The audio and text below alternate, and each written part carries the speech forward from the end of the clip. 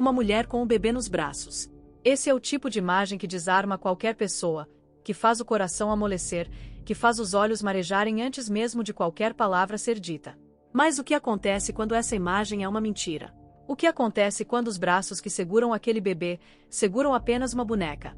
E o que acontece quando a mulher que foi enganada por essa ilusão se chama Joelle, e o monstro que armou a cilada já tem sangue nas mãos? Hoje a gente vai fundo. Muito fundo. Porque o que aconteceu nos últimos capítulos dessa novela não é apenas um confronto entre mocinhos e vilões.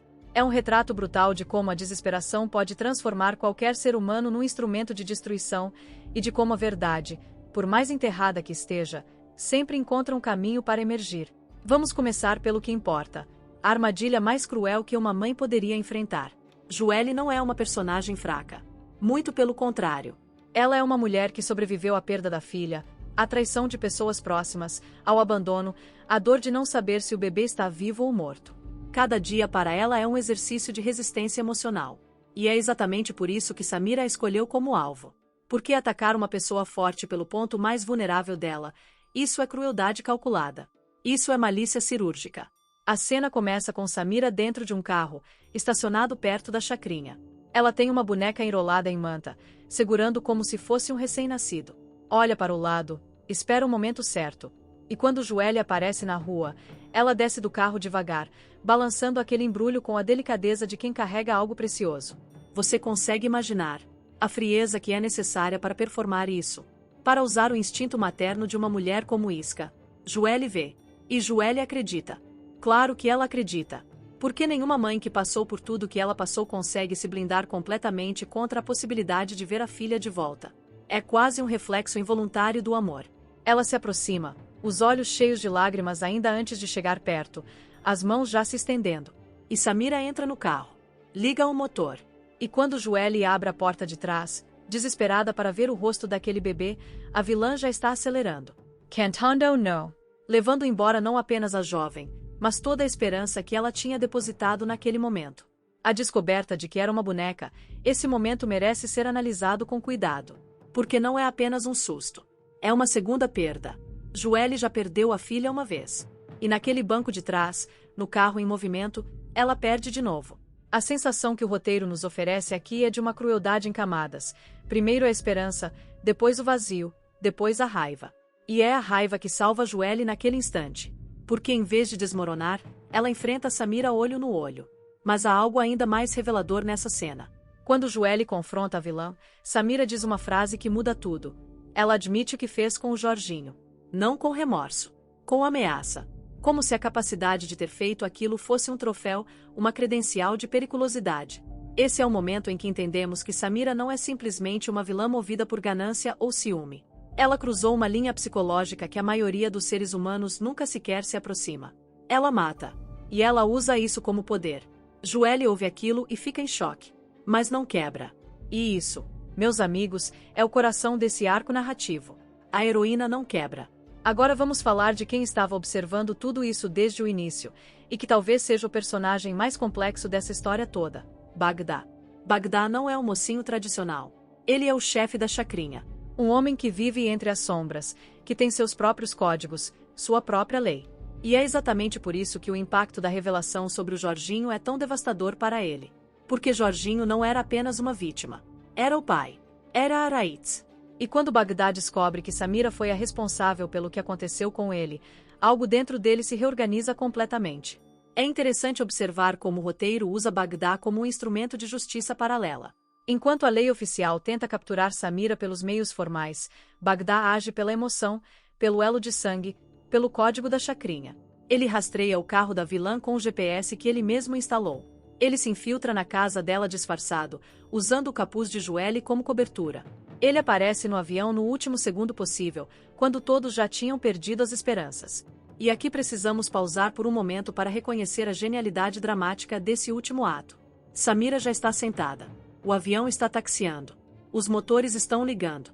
Do lado de fora, Paulinho está desesperado, impotente, assistindo aquela aeronave se afastar. E então, alguém cutuca o ombro de Samira. Ela tira os fones. Vira. E vê o rosto de Bagdá. Esse momento vale toda a narrativa. Porque Samira havia calculado tudo. Tinha trocado a passagem, enganado o sistema, passado pela segurança. Ela acreditava que estava livre. E é justamente quando a vitória parece consolidada que o destino apresenta a conta. Bagdá não chegou pelos meios oficiais. Bagdá chegou pela determinação bruta de um filho que perdeu o pai. Você que está aqui comigo até esse ponto, me faz um favor enorme se inscrever no canal e deixar o like agora. Porque essa análise vai ficar ainda mais intensa, e eu quero que você receba tudo que ainda está por vir. Me diz também nos comentários, você acha que Bagdá deveria ter levado Samira pro tribunal da Chacrinha, do jeito dele, ou foi melhor que a polícia tenha prendido ela? Essa fronteira entre justiça formal e justiça emocional é uma das questões mais fascinantes dessa trama inteira. Agora precisamos falar sobre Vicente. E sobre Paulinho. A cena no galpão abandonado é construída com uma tensão que vai crescendo devagar, como água esquentando. Paulinho recebe uma mensagem anônima. Vai até o local. Já sente o perigo, mas entra assim mesmo. Por quê? Porque é policial. Ou porque, no fundo, ele sabe que essa confrontação era inevitável. Vicente emerge das sombras com a segurança de quem já fez isso antes. Ele reconhece Paulinho não apenas pelo rosto, mas pelo significado. Esse é o filho do homem que ele matou. Há uma perversidade quase teatral na forma como ele se aproxima, deixando a sombra ir se dissolvendo devagar para revelar o rosto. É como se ele quisesse que Paulinho soubesse exatamente quem estava prestes a destruí-lo. E Paulinho abaixa as mãos. Não de fraqueza. De choque. De reconhecimento. E nesse instante de vulnerabilidade humana, Vicente age. O que se segue é uma perseguição onde o poder vai mudando de mãos. Primeiro Paulinho está em desvantagem. Depois, no reflexo de uma janela, ele vê Bagdá. E a Equacal muda completamente. Não vou romantizar o que acontece com Vicente. O roteiro escolheu para ele um fim brutal e definitivo.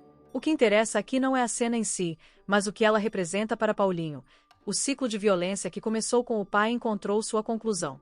Não pelas mãos do filho, o que seria poeticamente simples demais, mas pela intervenção de um aliado improvável. Bagdá, o homem da chacrinha, foi quem fechou esse capítulo. E Paulinho olha pela janela quebrada e diz simplesmente: "Você salvou minha vida." Esse é o tipo de aliança que a narrativa estava construindo em silêncio há muito tempo. Dois homens que vivem em mundos completamente diferentes, unidos pela perda e pela necessidade de fazer o que precisa ser feito. A sequência final da caçada a Lena e Herculano na cabana coberta de neve é quase poética na sua ironia.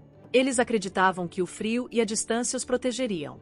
Que ninguém os encontraria naquele canto gelado do mundo. Lena até fala sobre paz, sobre felicidade, sobre chocolate quente, como se o sequestro de um bebê pudesse ser normalizado por conforto doméstico. E então Herculano tira o cobertor da cadeirinha. A boneca de novo. Mas dessa vez em sentido invertido.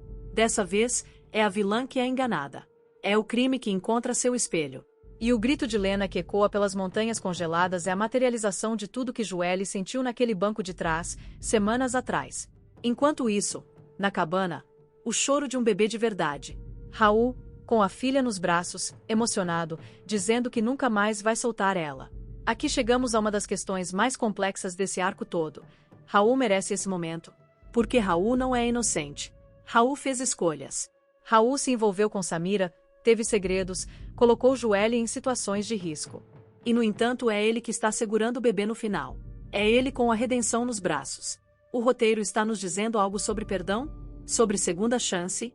Ou está sendo cruel com Joelle de uma forma que poucos percebem, ao dar a Raul o triunfo emocional desse momento?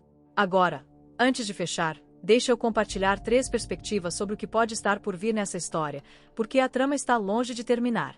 A primeira perspectiva é a da ruptura definitiva entre Joelle e Raul. Essa não seria uma punição dramática gratuita.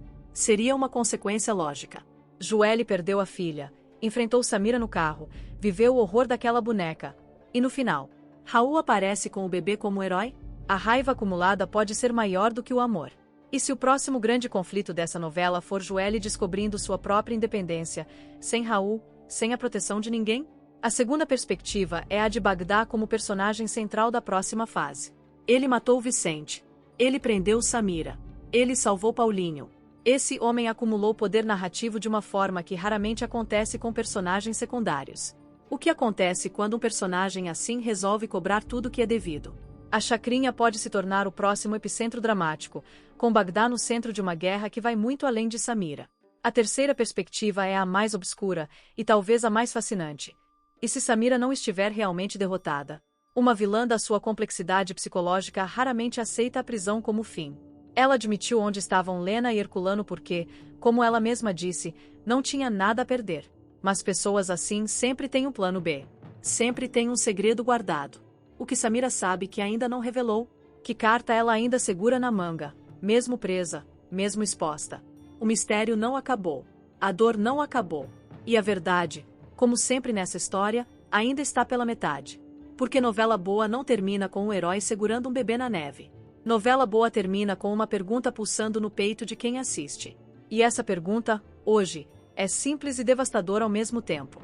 Quando tudo foi tirado de alguém, e tudo foi devolvido, é possível recomeçar como se nada tivesse acontecido. Joelle sabe a resposta, mas ela ainda não teve coragem de dizer em voz alta.